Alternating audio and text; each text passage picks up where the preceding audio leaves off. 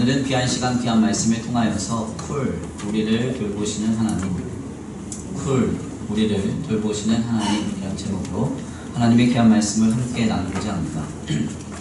오늘 우리에게 말씀하시는 하나님의 말씀이 성경을 바르게 해석하는 방법을 흔히 크게 네 가지로 정의합니다.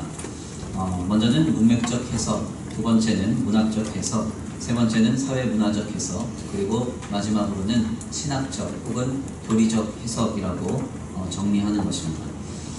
먼저는 문학적 해석으로 우리가 성경을 볼 때 성경의 각각의 구절을 따로따로 떼어서 이해할 것이 아니라 어느 구절의 앞뒤를 잘 읽어보아서 전체적인 맥락 속에서 성경을 이해해야 한다는 것입니다. 이단과 사이비들은 성경의 각각의 구절과 구절 그리고 단어와 단어만을 주목합니다.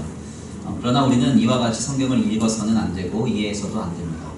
만약 우리가 어떤 성경을 읽고 어느 성경의 13장 1절의 말씀을 이해하고자 했다면 적어도 성경을 12장에서부터 14장까지 쭉 읽어보고 전체적인 맥락 속에서 그 구절이 이해하는 바를 우리가 찾아내야 하는 것입니다. 실상 이것은 성경의 사본학적으로도 합당한 것입니다. 본래 성경은 처음부터 끝까지 장과 절의 구분이 없이 문단만 나뉘어진 형태로 한 번에 기술된 책이었습니다. 그런데 이것이 가독성에 어려움을 주므로 16세기경에 이르러서 오늘과 같은 형태로 소위 편집이 된 것입니다. 결국 문맥의 이해 없이 각각의 구절을 띄어 읽는다는 것은 매우 몰상식한 이해가 아닐 수 없습니다. 두 번째로는 문학적인 해석입니다. 성경은 각각 그 내용에 따라서 구약은 율법서와 역사서, 성문서 혹은 지혜서라고 불리는 영역과 그리고 예언서 등으로 나뉘어져 있습니다. 신약의 경우는 복음서와 역사서, 서신서와 묵시문학 등으로 이루어져 있습니다. 실상 성경을 읽을 때에 이러한 문학적 장르를 전제하는 것은 마치 우리가 영화를 볼 때 그 영화의 장르를 먼저 분별하고 보는 것과 같습니다. 어떤 이가 로맨스 영화를 보는데 스릴러로 봅니다. 그러면 그건 정상이 아닙니다. 공포 영화를 보는데 로맨스 영화로 봅니다. 그러면 그것을 소위 정상이 아니라고 이야기합니다.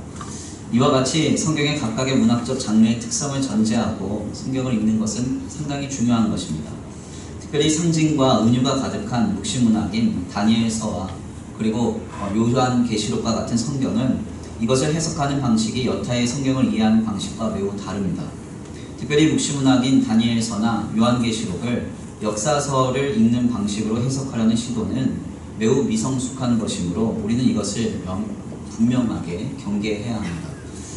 세 번째로는 사회문화적인 해석입니다. 성경은 하나님께서 지금 우리에게 말씀하시는 살아계신 주님의 음성이지만 이것을 기술한 성경의 기자들은 각각 그 시대와 문화에 갇힌 사람들입니다. 그래서 하나님은 성경의 기자들을 사용하실 때 그들이 가진 배경을 바탕으로 하나님의 말씀을 기술하게 하였습니다. 실상 이것을 흔히 신학적으로는 성경의 유기적 영감설이라고 명명합니다. 고로 성경의 기자들이 전하고자 했던 하나님의 메시지에는 당대의 문화와 사회적 상황이 고스란히 담겨 있을 수밖에 없습니다. 이는 그들을 감동하셨던 하나님의 감동이 부족하셨다는 말씀은 아닙니다. 다만 이것을 받아내는 인간이 가진 배경적 한계가 분명히 있다는 것입니다. 그러므로 우리는 하나님의 말씀을 담아내는 성서 기자의 사회문화적 바탕을 알고 그들의 배경 속에서 주님이 오늘 우리에게 들려주시고자 하는 메시지를 들어야 합니다. 바로 이때 우리는 좀 더 건전한 바탕에서 주님의 말씀을 듣고 이해할 수가 있는 것입니다. 이것이 바로 사회문화적인 해석입니다. 마지막으로는 신학적 혹은 교리적 해석입니다. 모든 인간은 성경을 볼 때 자기 자신만의 가치관 그리고 세계관을 바탕으로 성경을 주관합니다. 그래서 우리는 흔히 성경을 많이 읽으면 읽을수록 성경을 보는 눈이 더 깊어지고 넓어질 것이라고 생각하지만 실상은 매우 다를 수 있습니다. 오히려 그 반대일 수 있다는 것입니다. 일반적으로 성경을 보면 볼수록 내가 보고 싶어하는 구절에만 내 마음이 더 갑니다. 그리고 성경을 보는 눈이 내 가치관과 세계관에 의해서 더 좁아질 수 있습니다. 그래서 사실 이단과 사이비들만큼 성경을 많이 보는 사람들이 없습니다. 여기 계신 분들은 성경 언제 보십니까? 잠 안 올 때, 수면제를 대신한 약으로, 아니면 가끔 이제 차에다 두면은 사고 안 난다고 해서 그러려고 성경 보시는 거 거의 전부 아니에요. 이단과 사이비들은 성경 달달 외우고 읽고 다닙니다. 하루도 성경 안 읽고 지나가는 날이 없습니다. 특별히 이단과 사이비를 창시한 교주들이 대표적으로 자랑하는 내용을 좀 들여다보면 내가 성경을 1만 독했다 혹은 몇십만 번 읽었다 하는 그런 자랑들이 주로 있습니다. 그들은 그토록 성경을 많이 읽었는데 왜 그들은 이토록 비뚤어진 것입니까?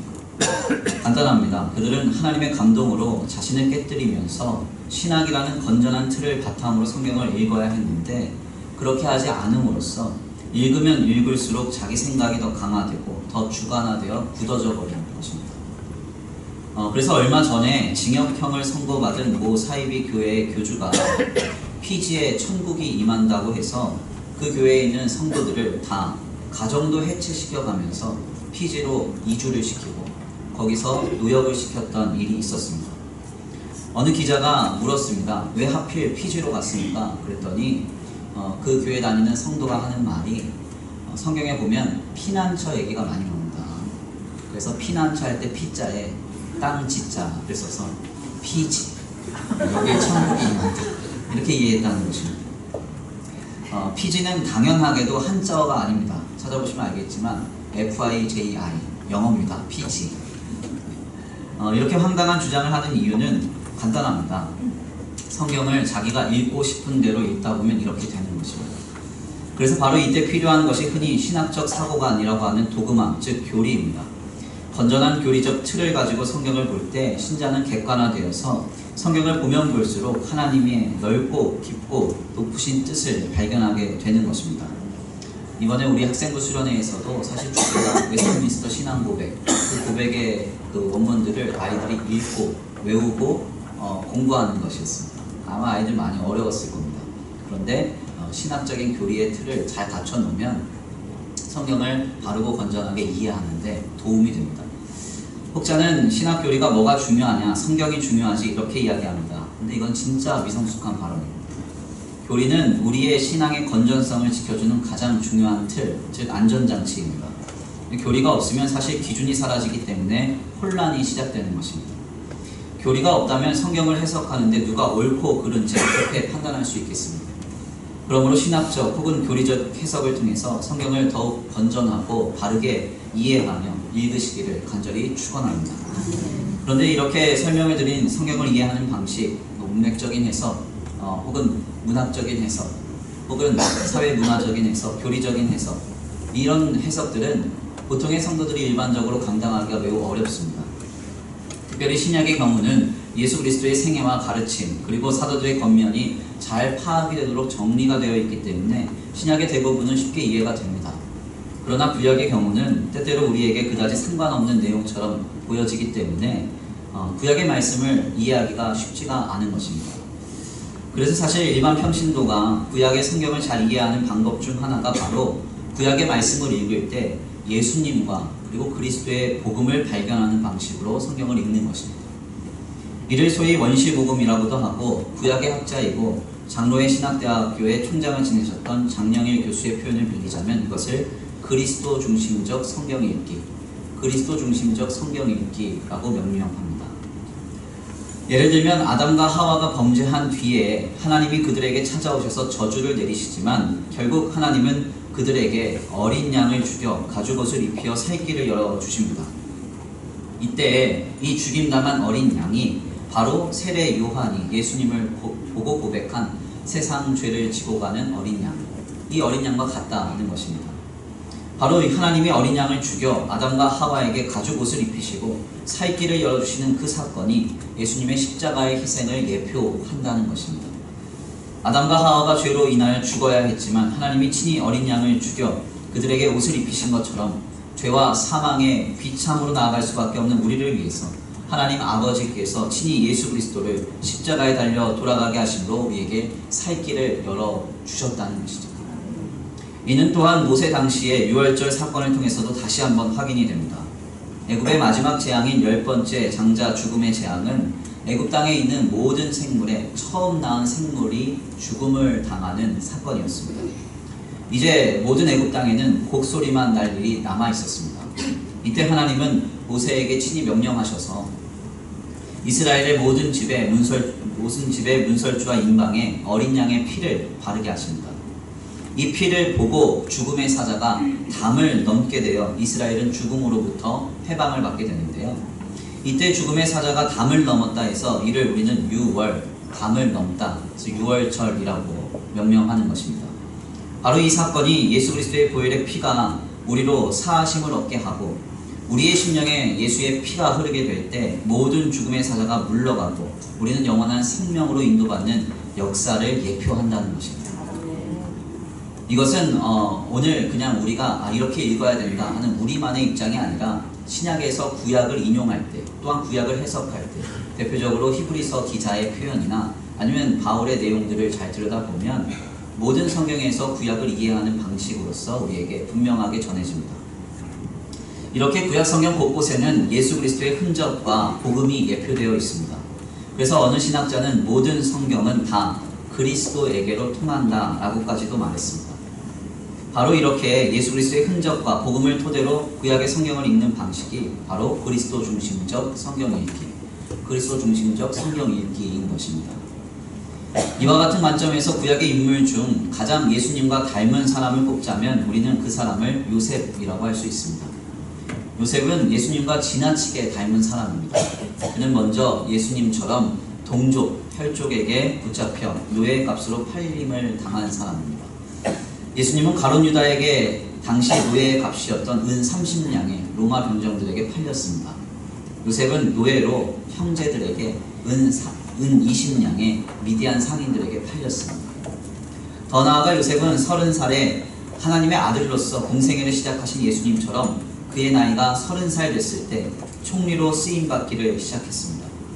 더 나아가 요셉도 예수님처럼 자신을 팔아버린 형제들, 동족들을 다 용서했습니다. 예수님도 십자가에 달리셔서 처음 입을 떼어 하신 말씀이 주여 저들의 죄를 용서하여 주옵소서, 주여 저들의 죄를 용서하여 주옵소서 였습니다. 그러니까 요셉은 예수님과 너무나도 비슷한 삶, 또 닮아있는 모습을 우리에게 보여줍니다. 이뿐만 아니라 그의 삶의 세부적 요소에까지 잘 살펴보면 이루 말할 수 없이 예수님과 요셉은 너무나도 많이 닮아 있습니다. 그래서 앞서 소개해드린 장영일 교수는 그의 책인 하나님이 선택한 사람들이라는 책에서 요셉에 대한 기사를 읽다 보면 그를 예수님으로 착각할 정도다, 그를 예수님으로 착각할 정도다 라고까지도 표현했습니다. 그리고 어느 학자는 말하기를 요셉을 두고 그는 예수님의 그림자와도 같다, 이렇게 말했습니다.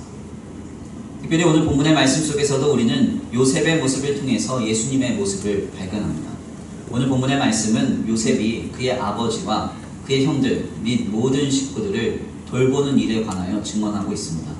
오늘 본문 말씀 11절에서 12절입니다. 우리 함께 다 같이 공독해 올립니다. 오늘 본문 말씀 11절에서 12절입니다. 시작. 요셉이 바로의 명령대로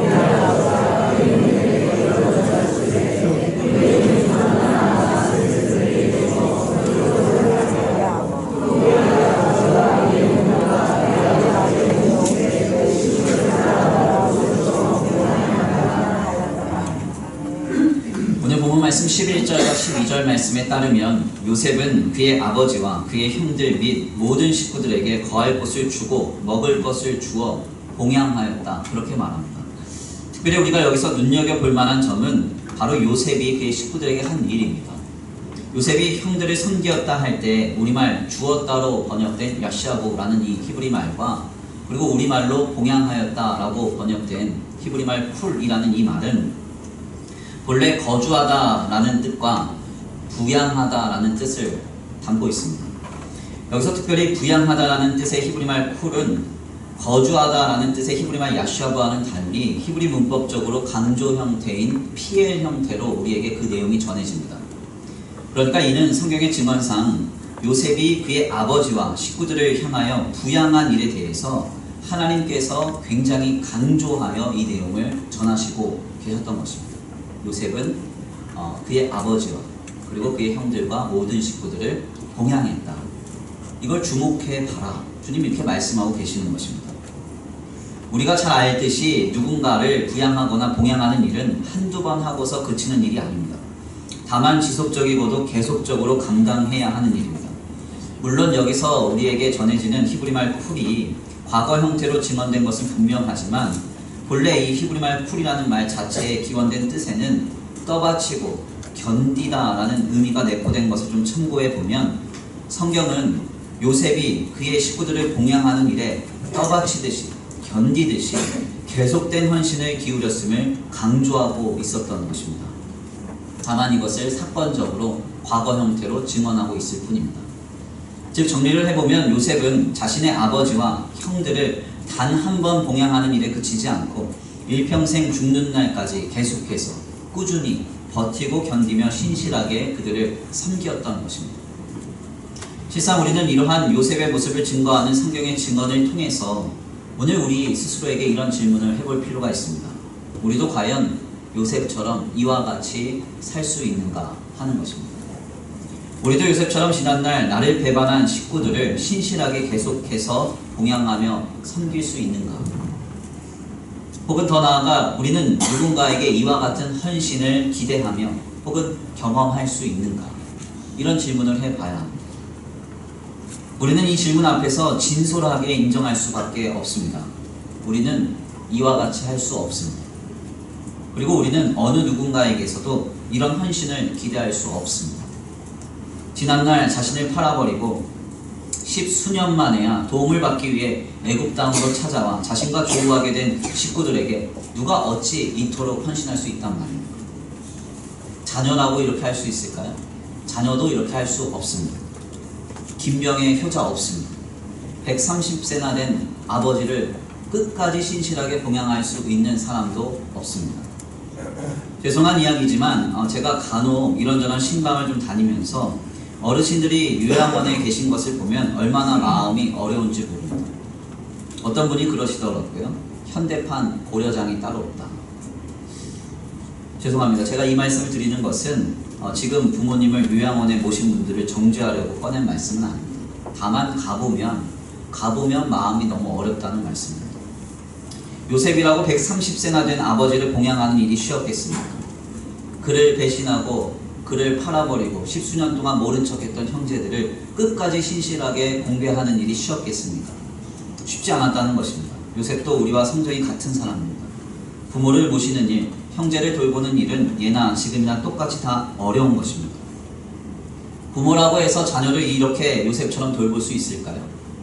그렇지 않습니다. 부모도 그렇게 할 수 없습니다. 이번 주간에도 제가 잠시 휴가로 며칠 자리를 비웠습니다.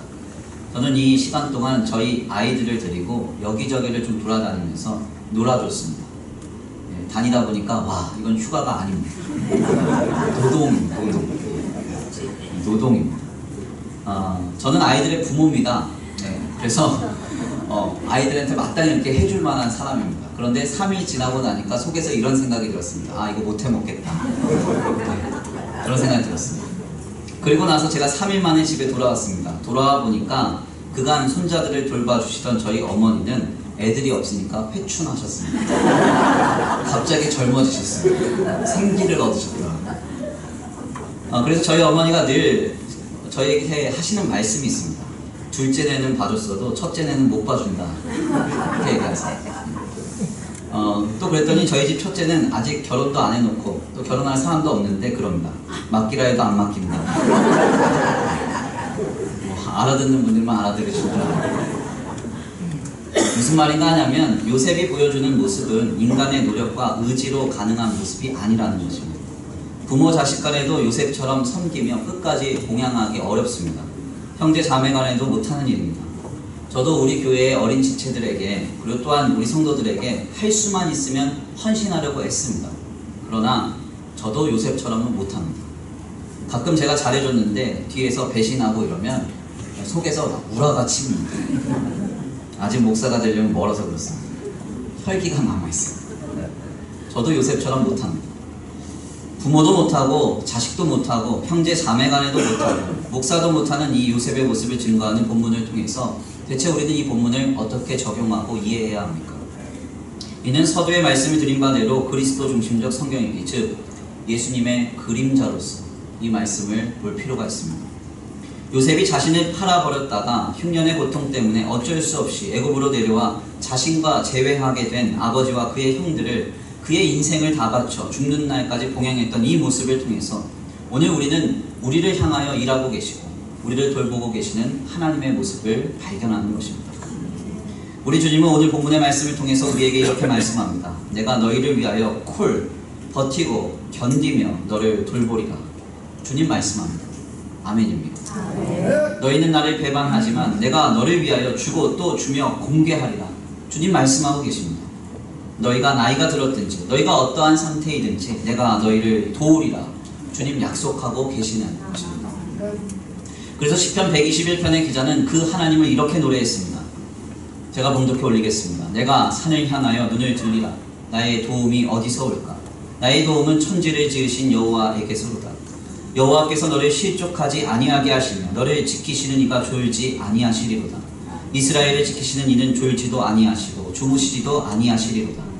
여호와는 너를 지키는 이시라. 여호와께서 내 오른쪽에서 내 그늘이 되시나니 낮에 해가 너를 상하게 하지 아니하며 밤의 달도 너를 해치지 아니하리로다. 여호와께서 너를 지켜 모든 환난을 면하게 하시며 또 내 영혼을 지키시리로다. 여호와께서 너의 출입을 지금부터 영원까지 지키시리로다. 아멘입니다. 시편 121편의 기자는 놀랍게도 주님이 우리를 이와 같이 돌보시기 위해서 너희가 이렇게 해야 하고 이러한 전제 조건과 수준에 이르러야 한다고 우리에게 말하지 않습니다. 어떠한 전제 조건도 어떠한 전제된 상태도 우리에게 요청하지 않습니다. 다만 주님은 너를 돌보시는 분이라고만 말씀하고 있습니다. 우리 주님은 우리를 돌보시는 하나님입니다. 우리는 연약하고 결핍된 죄인과 같은 존재이지만 주님은 버티고 참고 견디며 우리를 사랑으로 돌보아 주십니다. 실상 이러한 주님의 약속은 성경의 말씀을 통해 계속해서 우리에게 전해집니다. 이스라엘 백성들이 출애굽하여 광야 생활하는 것을 보십시오. 40년의 광야 생활 속에서 이스라엘 백성들은 하여간 건수만 생기면 하나님을 원망하고 탓하고 낙심했습니다. 그러나 주님은 그들의 낙심과 원망과 불평을 보고 듣고 경험하시고도 모세의 고백처럼 그들의 의복을 해하지 않게 하시고 발이 부르트지 않게 하셨습니다. 낮에는 구름 기둥으로 그들을 지키시고 밤에는 불기둥으로 그들을 돌보셨습니다. 조상들도 알지 못하던 만나를 40년 동안 먹이시고 때때로 메추라기로 그들에게 고기를 배불리 먹이셨으며 반석에서 터져나오는 물로 그들을 먹이시고 지키셨습니다. 그래서 이를 지켜보던 모세가 마지막 고별 설교를 하면서 이렇게 선포합니다. 신명기 33장 29절입니다. 이스라엘이여 너는 행복한 사람이로다. 여호와의 구원을 너같이 얻은 백성이 누구냐? 모세가 보기에 이스라엘은 너무나 행복한 사람들이었습니다. 그들은 너무나도 쉽게 원망하고 불평하고 낙심하고 주님을 배반했습니다. 그러나 주님은 버티고 견디며 그들을 봉양했습니다. 돌봐주셨다는 것입니다. 이러한 주님의 모습은 예수 그리스도의 십자가 사건에 이르러 분명하게 확증되고 완성됩니다. 예수님은 우리의 죄와 사망의 비참을 감당하는 십자가의 여정 속에서 단 한 번도 불평하시거나 원망하시지 않았습니다. 다만 그분은 이사야 선지자의 표현처럼 도살당할 양같이 묵묵히 이 길을 가시며 그 희생을 마땅히 여기셨습니다. 왜 이렇게 하셨습니까? 우리는 죄인이라 늘 주님을 배반하고 주님께로 늘 돌아설 수밖에 없는 존재이지만 끝까지 우리를 돌보시기 위하여 나를 살리시기 위하여 주님이 자기 자신을 내어주시기까지 우리를 사랑하신 것입니다. 그래서 성경은 온통 이러한 하나님의 모습을 우리에게 담고 있습니다. 우리 예수님은 우리를 사랑으로 돌보시기 위하여 죽기까지 복종하셨습니다. 그리고 부활하시고 승천하시어 성령 하나님을 우리에게 보내주심으로써 그분은 우리 안에 내주하셔서 우리를 지금도 돕고 돌보시며 인도하고 계십니다. 주님은 바로 이러한 성경의 증거를 통해 이 주님을 우리에게 증거하고 이 주님을 우리가 만나야 한다고 도전합니다. 이 거룩한 주일 우리를 돌보시는 하나님을 만날 수 있게 되기를 간절히 축원합니다. 20세기 초에 전 세계적으로 오순절 영성이 기독교 세계관에 깊이 들어오게 되면서 하나님을 경험하는 일이 각종 성령의 은사나 황홀경적 체험으로 이해되는 오해가 깊어졌습니다. 그러나 우리가 주님을 경험한다는 것은 어떤 방언이 터져나오거나 환상을 보거나 꿈을 꾸는 것을 의미하지 않습니다. 물론 어떤 이들은 이와 같은 특별한 경험을 하곤 합니다. 그러나 대부분의 건전한 경우에는 하나님을 경험한다는 것은 우리를 돌보시는 하나님의 사랑을 경험하는 것입니다. 어떤 하나님의 사랑입니까? 바로 죄인된 우리를 위해 끝까지 버티고 견디시며 일하고 계시는 사랑입니다. 그분은 졸지도 않고 쉬지도 않으시며 우리를 향한 사랑을 그치지 않으시는 그 돌봄의 모습으로 우리에게 다가오십니다. 바로 이 주님을 경험하는 것이 하나님을 만나는 것입니다. 일전에 한번 말씀드린 일화입니다. 일본에서 1964년 동경올림픽 당시에 스타디움 확장을 위해서 지은 지 3년 된 집을 헐게 된 일이 있었습니다. 그런데 인부들이 그 집에 지붕을 걷어냈는데요. 안쪽에 보니까 꼬리 중간에 못이 박힌 채 움직이지 못하는 도마뱀 한 마리가 있는 것입니다. 앞서 말씀드린 바대로 그 집은 지은 지 3년 된 집이었습니다. 그러니까 이 도마뱀은 무려 3년 동안이나 꼬리에 못이 박혀서 움직이지 못하고 그곳에 있었던 것입니다. 사람들은 이 일을 두고 너무나 신기해하다가 결국 공사를 멈추고 이 도마뱀이 어떻게 3년 동안이나 살아남았는지를 관찰하기 시작합니다. TV에 생중계까지 되었던 이 사건은 결국 그 밤에 비밀이 밝혀집니다. 알고 보니까 다른 한 도마뱀이 이 못 박힌 도마뱀을 위해서 먹이를 물어다 준 것입니다. 무려 3년 동안이나 도마뱀이 아무도 모르게 다른 도마뱀을 위해서 먹이를 가져다 주므로 못 박힌 도마뱀은 꼼짝을 못하고 있는 상황 속에서도 무려 3년을 버텨낸 것입니다. 저는 이 일화를 아직도 인상 깊게 기억합니다. 제가 중학교 때 봤던 책에서 이 일화를 제가 전해 들었는데요. 그래서 그 책의 제목을 아직도 잊지 못합니다. 이 책은 유시아 시인의 그때 그 도마뱀은 무슨 표정을 지었을까? 이 책 제목입니다. 책 제목. 이 책이에요. 사실 이 책에서 전하는 꼼짝 못하는 이 도마뱀의 모습은 실상 오늘 우리의 모습과 같습니다. 우리의 삶은 이런저런 사연으로 옴짝달싹 못하는 상황에 직면할 때가 많습니다. 그래서 우리는 때때로 아무것도 하지 못하고 가만히 앉아있을 수밖에 없을 때가 많습니다. 그러나 그럼에도 불구하고 오늘 우리가 계속해서 오늘을 힘써 살아가게 되는 이유가 무엇입니까? 우리가 아무것도 하지 못하고 있을 때 하나님께서 오늘 우리에게 찾아오사 우리를 먹이시고 입히시며 돌보아 주시기 때문이 아니겠습니까? 죄와 사망 그리고 삶의 비참과 세상의 결핍으로 못이 박혀서 꼼짝달싹 못하는 상황 속에서도 우리가 낙심하지 않는 이유는 주께서 우리에게 찾아오사 때에 따라 이른 비와 늦은 비로 은혜 내려주시고 공급하시며 인도하시며 보호해 주시기 때문이 아니겠습니까? 우리는 바로 이 주님을 만나야 하는 것입니다. 우리를 위하여 버티고 견디시며 베풀어 주시는 주님을 만날 때 우리의 삶은 바뀝니다. 삶이 아무리 절망스럽고 환경이 아무리 고단하여도 형편이 아무리 어려워도 나를 사랑하시는 이로 말미암아 넉넉히 이기게 되는 것입니다. 요셉의 아버지였던 야곱이 하나님을 처음 만나는 사건은 베델이라는 곳에서 일어납니다. 야곱은 형인 에서를 피해 빈몸으로 도망하여 수백 킬로나 떨어진 외삼촌 라반의 집으로 도망가는데요. 당시 야곱의 상황은 너무나 비참했습니다. 얼마나 가진 것이 없고 얼마나 곤핍하였는지 성경은 그에 대해서 그가 베델에서 돌베개를 베고 잠을 자야 했다 이렇게 말합니다. 바로 이러한 비참한 순간에 주님은 이 야곱에게 찾아오십니다. 그런데 우리가 여기서 눈여겨볼 만한 점은 하나님께서 야곱에게 먼저 무엇을 하셨는가 하는 것입니다. 주님은 야곱에게 나타나셔서 먼저 말씀하시거나 그분의 영광스러움을 나타내시지 않았습니다. 성경에 따르면 야곱이 돌베개를 베고 잠을 자다 먼저 본 것은 하늘로부터 내려온 사다리를 보았습니다. 창세기서 28장 12절 말씀입니다. 꿈에 본즉 사다리가 땅 위에 서 있는데 그 꼭대기가 하늘에 닿았고 또 본즉 하나님의 사자들이 그 위에서 오르락내리락 하고. 야곱이 돌을 베개 삼아 그리고 초원을 이불 삼아 들에서 빈몸으로 잠을 자야 하는 비참한 상황 속에서 주님은 그에게 하늘로부터 내려온 사닥다리와 그 사닥다리에서 위아래로 땅과 하늘을 오가며 일하고 있는 하나님의 사자들을 보게 하셨습니다. 이것은 어떤 의미일까요? 야곱이 보았다는 하늘 사다리는 어떤 특별한 다른 의미가 아닙니다. 다만 하나님께서 야곱을 위하여 일하고 계심을 야곱에게 보이신 것입니다. 너는 빈들에서 돌로 베개를 베고 잠을 자야 하는 비참한 상황이지만 이것 봐라, 내가 일하고 있다. 하나님의 사자들이 내가 잠을 자고 있는 상황 속에서도 하늘과 땅을 오가며 끊임없이 일하고 있다. 주의 천사들이 오르락내리락 하며 일하고 있다. 주님이 이것을 보이시고 그를 위로하신 것입니다. 바로 그것을 본 뒤에 그 이후에야 주의 말씀이 그에게 들려집니다. 내가 너와 함께 있어. 내가 어디로 가든지 너를 지키시니 너를 이끌어 이 땅으로 돌아오게 할지라.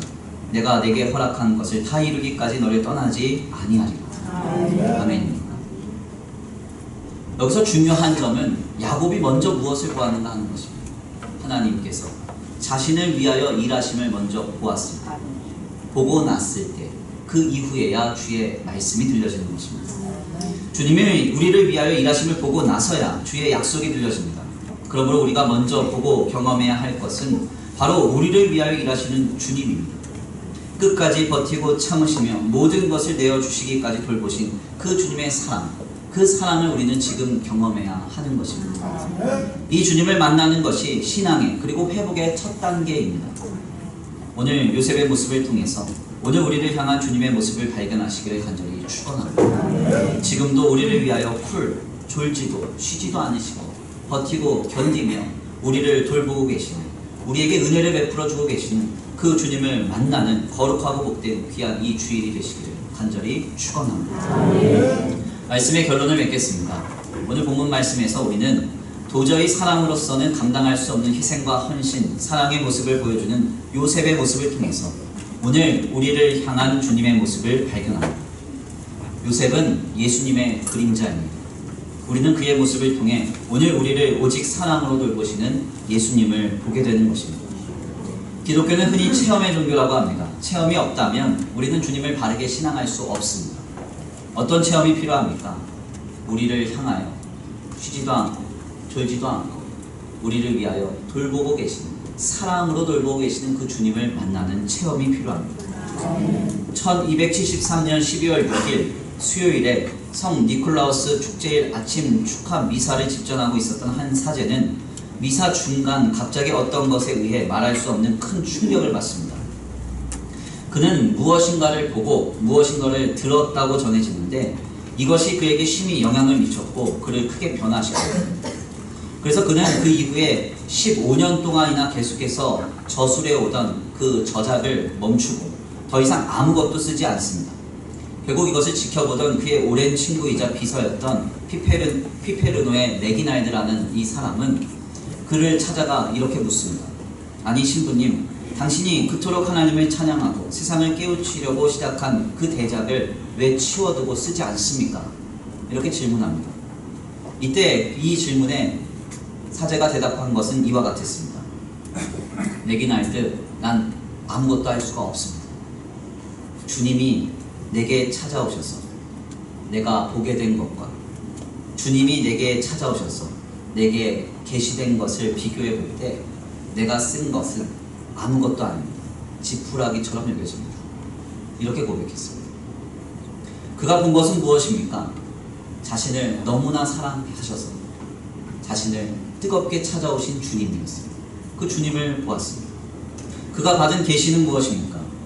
자기를 죽기까지 사랑하신 주님의 뜻을 그는 들었던 것입니다. 결국 이 사람은 당시 그가 쓰던 책 3부 고해성사에 관한 부분을 쓰다가 그치고 아무것도 쓰지 않고 오직 주님만을 신앙하다가 세상을 떠납니다. 이 사람이 누굴까요? 이 사람은 중세의 어거스틴과 더불어서 최고의 신학자요, 신앙인으로 평가받는 토마스 아퀴나스입니다. 이 사람이 주님을 만나 계속해 오던 저술을 그쳤다는 그 책은 너무나도 유명한 책, 신학대전이라는 책입니다. 토마스 아퀴나스는 자신의 사랑으로 찾아오신 주님을 만났을 때 무려 15년 동안이나 써오던 신학대전의 저술을 그치고 다만 마지막 생애를 다하는 순간까지 주님만을 경배하며 살았습니다. 무슨 말입니까? 주님을 경험하는 것이 이토록 중요한 것입니다. 우리가 주님을 만날 때 우리는 물질이 줄 수 없는 힘을 얻습니다. 우리가 주님을 만날 때 우리는 지식이 줄 수 없는 위로와 평강을 얻습니다. 우리가 주님을 만날 때 우리는 세상이 줄 수 없는 자유와 소망을 얻게 되는 것입니다. 그러므로 우리는 지금 우리를 돌보시는 주님을 만나야 합니다. 우리를 쿨하고 계시는 주님 만나야 합니다. 나는 늘 부족하고 연약해서 주님을 늘 배반하고 쓰러지고 넘어지며 원망하고 낙심하는 존재이지만 우리를 죽기까지 사랑으로 돌보시고 계시는 그 주님을 만나야 하는 것입니다. 그때 우리는 세상의 그 어떤 어려움도 이겨낼 것입니다. 세상의 그 어떤 학문보다 더 큰 힘과 능력을 얻게 될 것입니다. 로마서 기자의 표현처럼 우리를 사랑하시는 이로 말미암아 모든 것을 우리는 넉넉히 이기게 될 것입니다. 그 역사를 이룰 수 있게 되기를 간절히 축원합니다. 오늘 오신 성도님들 중에서 한 분도 그냥 왔다 그냥 가는 성도님도 없게 되기를 원합니다. 우리를 사랑으로 예배의 자리로 부르신 그 주님 만나고 경험하고 돌아가시는 귀한 예배의 자리가 되기를 간절히 축원합니다. 우리 이 시간 귀한 말씀 붙들고 함께 찬양으로 결단하겠습니다. 찬양의 가사를 생각하시면서 함께 고백하시고 말씀 붙들고 함께 기도하시겠는데요. 의지했던 모든 것 변해가고 우리의 삶에 이런저런 결핍과 어려움이 있을 때 우리는 그때 우리를 돌보시고 우리를 품으시며 우리와 함께 하시는 주님을 바라보아야 합니다. 하나님 그렇습니다. 지금 우리에게 역사하시고 주여 지금 우리에게 함께 하셔서 살아계셔서 오늘도 우리와 함께 하시는 주님 만나게 하여 주옵소서. 주님 만나고 돌아가는 이 예배의 자리가 되게 하여 주옵소서. 이 시간 다같이 간구하고 소원하시면서 귀한 말씀 붙들고 주여 한번 부르시고 통성으로 기도드립니다.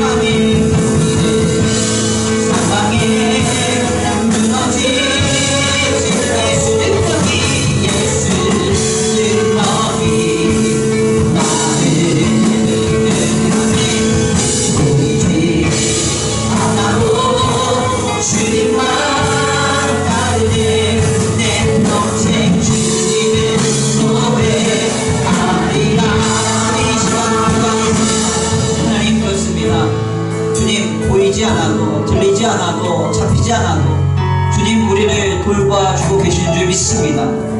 때때로 주님이 아니 계신 것 같고 주의 역사가 내 삶과 멀어진 것과 같은 아버지 그런 아버지 느낌을 받고 그런 생각이 들 때마다 하나님 낙심하지 않기 원합니다. 실망하지 않기 원합니다. 우리가 어떠한 상태이든지 어떠한 조건이든지 상관없이 우리에게 다가오사 졸지도 쉬지도 아니하시고 사랑으로 아버지 돌봐주시는 그 주님을 만날 수 있도록 주님 역사해 주옵소서. 우리에게 모든 것 내어주사 죽기까지 사랑하신 그 주님을 만나는 아버지 우리의 삶이 되게 하여 주옵소서. 우리 이 시간 결단하시고 또한 간구하시면서 소원하시면서 주여 한번 부르시고 말씀을 들고 기도 올려드리며 주여 한번 부르시고 기도합니다. 주여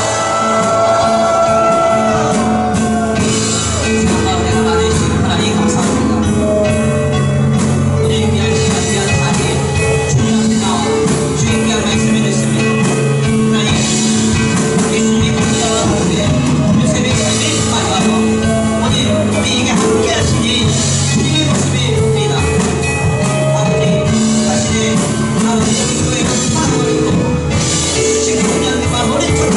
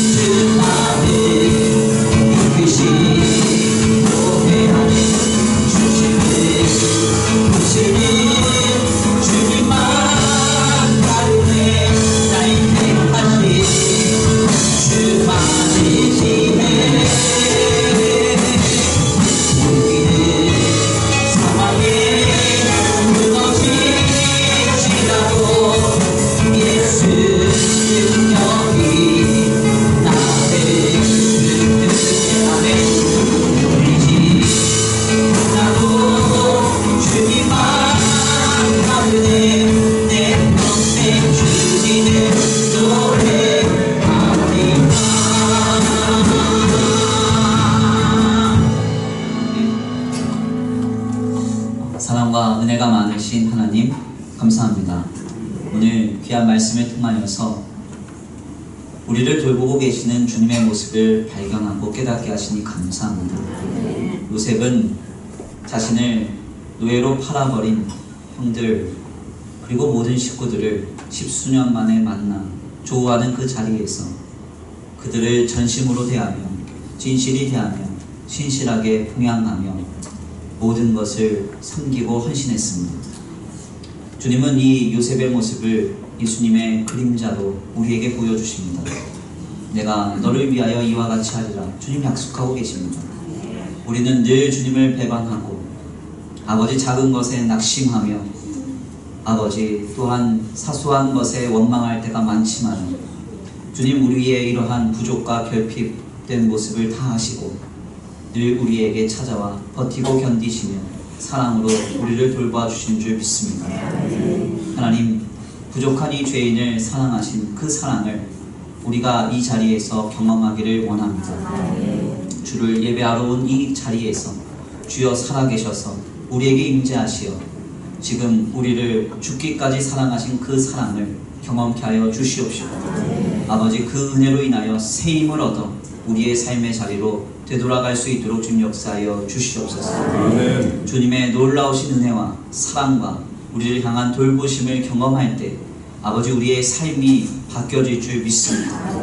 상황과 환경, 조건과 아버지 형편 통해서 우리가 힘과 능력과 소망을 얻는 것이 아닌 오직 우리를 돌보시는 주님으로 말미암아 아버지 우리가 새 힘을 얻고 위로와 소망을 얻고 오늘을 힘있게 살아가게 될 줄 믿습니다. 우리를 사랑하시는 이로 말미암아 모든 것을 넉넉히 이길 수 있는 우리 모든 성도들 되도록 주님 복내려 주시옵소서. 오늘도 귀한 자리에 나와 주님 앞에 복된 예물 올려드립니다. 하나님 이 예물 쓰여지는 곳곳마다 영혼과 생명 살아나게 하시고 주님의 복음과 하나님의 나라를 위해서 먼저 쓰임받는 거룩한 예물 되게 하여 주시옵시다. 쓰여진 손길 위에 복의 복을 더하시고 하늘의 신령한 복과 땅의 기름진 복으로 덧입혀 주시옵소서. 예배하고 돌아가는 발걸음 주님 안전히 거하게 하시고 주님 간절히 소원하옵기는 아버지 세상을 보고 사람을 보며 낙심하거나 낙담하는 한 주가 되지 않게 하시고 세상이 줄 수 없고 사람에게 기대할 수 없고 물질에게 얻을 수 없는 하나님으로부터 오는 위로와 평강과 자유와 소망을 누리며 아버지 한 주간의 삶을 넉넉히 승리케 하여 주시옵소서. 도우실 줄 믿고 감사함을 올려드리오며 사랑과 은혜가 많으신 우리 주 예수 그리스도의 이름으로 감사하며 기도 올려드립니다. 아멘. 여호와는 내게 복을 주시고 너를 지키시기를 원하며 여호와는 그의 얼굴을 내게 비추사 은혜 베푸시기를 원하며 여호와는 그 얼굴을 내게로 향하여 드사 평강 주시기를 원하노라. 아멘.